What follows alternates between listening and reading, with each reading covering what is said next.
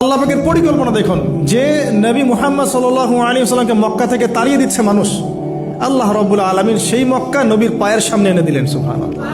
মাত্র 8 বছরের ব্যবধানে যে বদর যুদ্ধে মুসলিমদেরকে একদম নিঃশেষ করে দেওয়ার প্ল্যান করা হয়েছে, ওই বদরেই আল্লাহ রাব্বুল আলামিন আবু জেহেলের মৃত্যু লিখে রাখলেন। যে ইউসুফকে কুয়ায় ফেলে দিল তার ভাইরা, সেই ইউসুফকে আল্লাহ পাক সেখান থেকে রাজপ্রাসাদ, সেখান থেকে কারাগার, সেখান থেকে আবার নিয়ে আসলেন মিশরের পলিটিক্যাল পাওয়ার। আল্লাহর পরিকল্পনা। যে ইয়াসরিব একসময় ইহুদিদের দাপটের জায়গা ছিল, ওই ইয়াসরিব মুসলিমদের পরতলগত করলেন আল্লাহ পাক হিজরত করিয়া। বাদশাহ নাজাশী আবিসিনিয়ায়, আমি তো মালয়েশিয়াকে আবিসিনিয়া মনে করি, এখানে মাশাআল্লাহ এরকম পরিবেশ আছে, শান্তিপূর্ণ ইসলামী পরিবেশ। বাদশাহ নাজাশীর এরকম পরিবেশ ছিল। বাদশাহ নাজাশী কিন্তু মুসলিম ছিল না, সে খ্রিস্টান ছিল। তারপরেও নবীজি বলতেন বাদশাহ নাজাশীর রাজ্যে কেউ জুলুমের শিকার হয় না। সুবহানাল্লাহ। যদিও সে মুসলিম ছিল না, ওখানে ইসলাম নিয়ে গেলেন আল্লাহ পাক, ওখান থেকে পুরো আফ্রিকা ইসলাম ছড়িয়ে পড়লো। সুবহানাল্লাহ। এক খালেদ বিন ওয়ালিদ রাদিয়াল্লাহু আনহু, যার হাতে উহুদ যুদ্ধে বহু মুসলিমের প্রাণ গিয়েছে না, সেই মানুষকে আল্লাহ রাব্বুল আলামিন হেদায়েত দিয়ে 100টা যুদ্ধ করিয়েছেন। সুবহানাল্লাহ।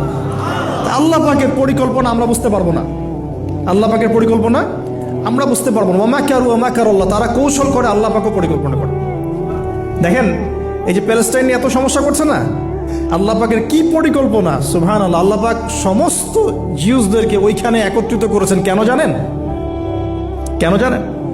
আল্লাহ পাক এই যে 1914 থেকে নিয়ে 2023 এই যে সালগুলো চলছে, 100 বছর, লাস্ট 100 বছরে সারা ওয়ার্ল্ডের জিউসদেরকে ওখানে একত্রিত কেন করেছেন জানেন?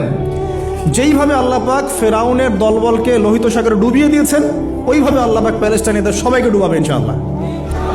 এটাও আল্লাহ পাকের একটা বড় পরিকল্পনা। এটা ওরা বুঝতে পারছে না, কিন্তু সময় সাক্ষী দেবে ইনশাআল্লাহ। দেখে নিন, আমরা 100% হলফ করে বলতে পারি এটা হবেই ইনশাআল্লাহ।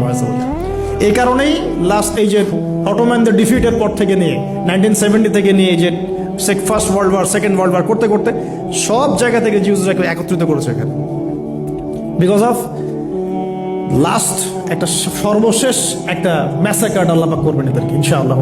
কার হাতে? ঈসা আলাইহিস সালামের হাতে।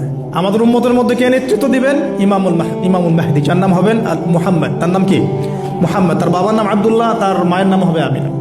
তো এটাও ক্লোজিং টাইম। এখন আসুন, তো আল্লাহ পাকের কি পরিকল্পনা।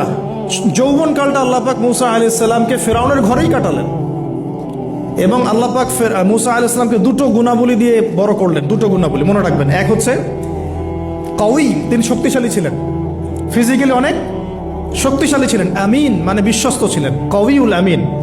মনে থাকবে ইনশাআল্লাহ। আমরাও আল্লাহর কাছে দোয়া করি, আল্লাহ আমাদেরকে কওয়ী বানিয়ে দিন এবং আমিন বানিয়ে দিন। আমিন। এবার যৌবনে উপনীত হয়েছেন, টকবকা রক্ত, বাইরে বের হয়েছেন। বাইরে বের হয়ে দেখছেন যে দুজন ব্যক্তি লড়াই করছে, রজুলান ইয়াকতাতুলান, দুজন ব্যক্তি মারামারি করছে। একজন মিন শিয়াতি, তার বনু ইসরাইল কওমের মধ্যে, আরেকজন হচ্ছে আদুই, তার শত্রুর মধ্যে। তো মুসা আলাইহিস সালাম গিয়ে সাহায্য করতে চাইলেন তার কম। আমরা বলি না দেশি ভাই সাপোর্ট দিই, তাই না?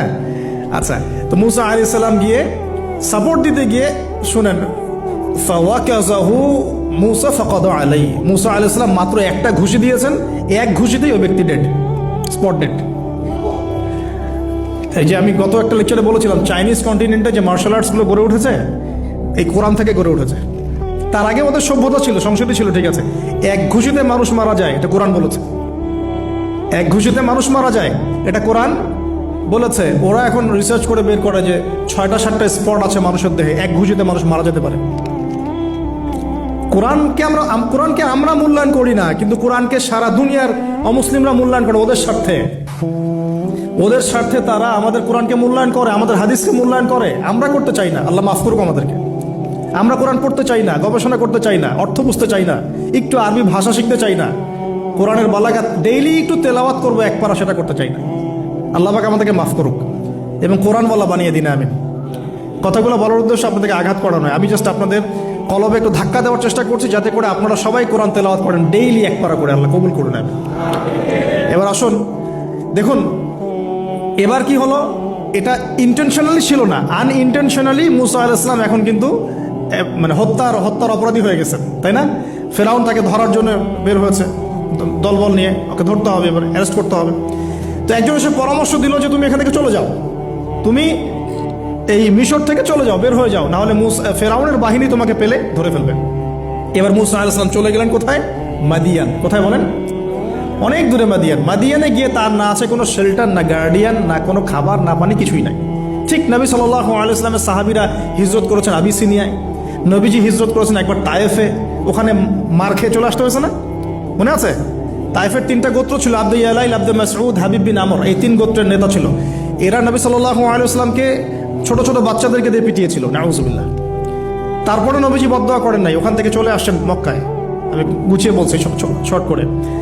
তো এভাবে মুসা আলাইহিস সালামকেও হিজরত করতে হয়েছে। দেখেন, আবার নবীজিকে হিজরত করতে হচ্ছে মদিনায়। তার মানে হিজরা বিষয়টা ইসলামের সাথে সম্পৃক্ত। পরিবেশ পরিস্থিতি অনুকূলে না থাকলে, যেখানে ভালো পরিবেশ সেখানে গিয়ে মানুষ থাকতে হবে। আলহামদুলিল্লাহ, এখানে ভালো পরিবেশ আছে, আপনারা ভালো পরিবেশ পেয়েছেন। কিন্তু যারা চ্যালেঞ্জ গ্রহণ করে সমাজের জাহিলিয়াতগুলোকে সরানোর চেষ্টা করবে, সংস্কারের চেষ্টা করবে, তারা আল্লাহর কাছে অনেক বেশি পছন্দের। তার মানে প্রথম ফাইট আমাদেরকে করতে হবে। করতে করতে গিয়ে এক পর্যায়ে যদি দেখি যে না, আর পারছি না, তখন কি? হিজরা। এটা মাথায় রাখতে হয়। এখন নবী সাল্লাল্লাহু আলাইহি ওয়াসাল্লামকেও করতে হচ্ছে। মুসা আলাইহিস সালাম চলে গেলেন মিশর থেকে কোথায় বলেন? মাদিয়ানে। তখন আরেকজন নবী ছিলেন, তার নাম কি? শুআয়ব। মাশাআল্লাহ, শুআয়ব আলাইহিস সালাম। শুআয়ব আলাইহিস সালাম সম্পর্কে আল্লাহ পাক বলেছেন তিনি অত্যন্ত চমৎকার বাগ্মী ছিলেন। মানে তিনি নবীদের মধ্যে অনেক সুন্দর করে কথা বলতে পারতেন। সুবহানাল্লাহ, সুবহানাল্লাহ। তো শুআয়ব আলাইহিস সালামের কওমের নাম কওমে মাদিয়ান। বলে রাখি, এই কওমে মাদিয়ানকে আল্লাহ রাব্বুল আলামিন ধ্বংস করেছেন সর্বপ্রথম ভূমিকম্প দিয়ে। কি দিয়ে? পৃথিবীতে সর্বপ্রথম যে জাতিকে ভূমিকম্প দিয়ে ধ্বংস করা হয়েছে তার নাম কওমে মাদিয়ান। কেন ধ্বংস করা হয়েছে? মাপে কম দিত। কি করতো? যেটা এখনকার ওয়ার্ল্ডের ইকোনমিক সুন্নাহ, নাউজুবিল্লাহ। মানুষকে ঠকানো এখনকার ওয়ার্ল্ডের ইকোনমিক সুন্নাহ।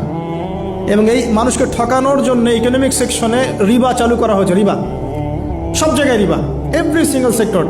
যেটা under the foundation of world bank আর IMF রিবা আছে কি নাই? আর আমরা তো রিবাটাকে এখন মনেও করি না যে মায়ের সাথে জেনা করছি, মায়ের সাথে জেনা করছি। এটাই তো হাদিসের কথা। রিবার 70 শাখা আছে পাপের, 73 শাখা আছে পাপের, সর্বনিম্ন শাখা মায়ের সাথে জেনা করা, নাউজুবিল্লাহ। তো এটা ইকোনমিক সুন্নাহ হয়ে গেছে না এখন? মানুষকে ঠকানো, মাপে কম দেওয়া, রিবা। আর আমরা তো মাশাআল্লাহ ঘুষ ছাড়া কিছু হয় না।